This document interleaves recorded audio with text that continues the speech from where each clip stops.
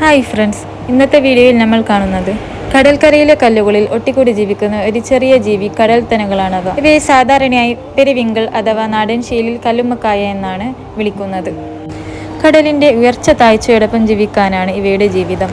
കടൽ തിരമാലയുടെ ബാലൻസ് നിലനിർത്തുന്നതിൽ ഇവയ്ക്കും വലിയ പങ്കുണ്ട്. കടലിലെ തിരമാല കല്ലിന് മുകളിൽ അടിക്കുമ്പോഴും ഇവ ഒട്ടിപ്പിടിച്ച് ഒറ്റ ഇഞ്ച് പോലും ഇളകാറില്ല. തിരമാലകൾ വരുമ്പോൾ ഇവ കല്ലുകളിൽ പറ്റിപ്പിടിച്ച് തന്നെ സുരക്ഷിതമായിരിക്കും. കാരണം ഇവയ്ക്കുള്ളിൽ ഒരു ചെറിയ പാദം പോലുള്ള ഭാഗങ്ങളും. അതുകൊണ്ട് തന്നെ ഇവയ്ക്ക് കല്ലിൽ പറ്റിപ്പിടിക്കാൻ വലിയ കഴിവാണുള്ളത്. കടലിലെ പച്ചപ്പുല്ലുകളും ചെറിയ അൽഗികളും ആണിവയുടെ പ്രധാന ഭക്ഷണം. കടലിന്റെ കരിങ്കല്ലുകളിൽ പച്ചപ്പുല്ലുകൾ വളരാതെ തടയുന്നതിലും ഇവയ്ക്ക് പങ്കുണ്ട്.